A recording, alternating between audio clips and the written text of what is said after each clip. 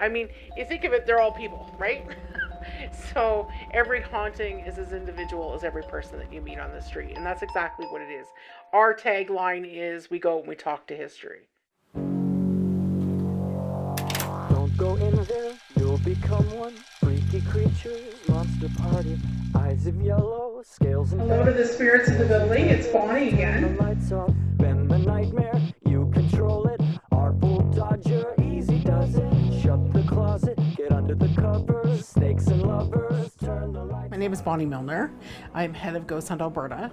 I lead investigator, as well as I handle all the administrative work at Ghost Hunt Alberta, which includes booking event spaces, monitoring the website, online social media stuff, all of that.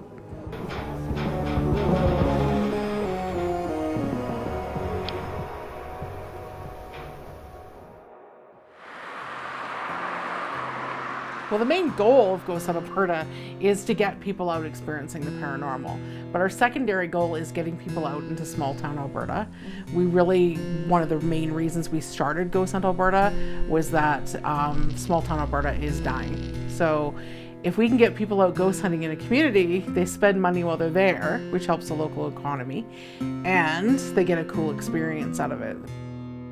Unlike Hollywood and TV, not everything out there is evil or demonic. In fact, in my experience over 30 years of doing this and thousands of investigations, 98% of the investigations I do, it's just people. It's just run-of-the-mill people. And in life, there's people that aren't nice. And in death, there's people that aren't nice.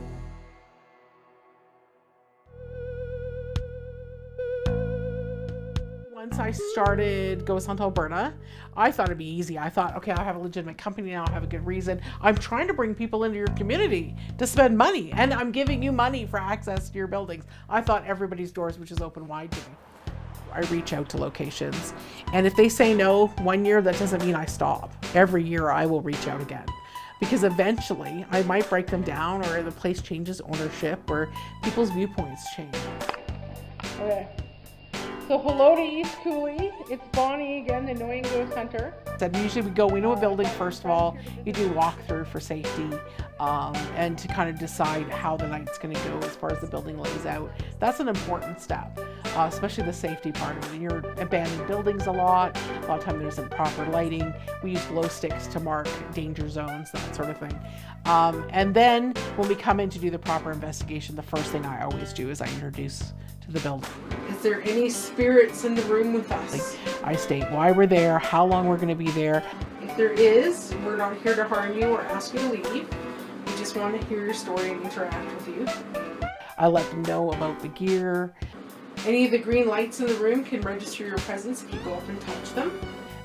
How it works, that it's safe, that it's not hot, that it can't hurt them. That it's not magic, that I'm not a witch, because that's come up. I've been called a witch by ghosts.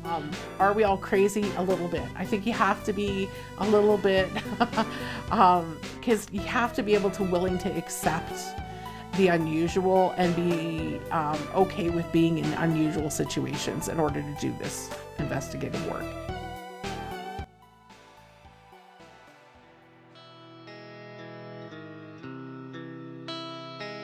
One of my favorite peaceful situations was the East Cooley School Museum just outside of Drumheller, and I was in the basement and we were in the middle of an investigation. So we have a bunch of people in this old basement standing around in the dark, and we're listening and waiting for things to happen, and I feel a little hand come up and slip in mine. And of course I look down, there's nobody there, and obviously there was no children there that night anyways. And we know that there's a child spirit in that basement, but the moment that spirit trusted me to do that and felt safe holding my hand was one of the most, like you said, peaceful or memorable moments for me. More often than not, if you have a spirit in your home, it might be somebody you know, right? It might be grandma reaching out to talk to you. So being afraid and assuming that it's evil is really depriving yourself with an interaction with a loved one. But I always end the night with thank you for everything that you did for us tonight. We really enjoyed it, and we don't give permission for anything to follow us home.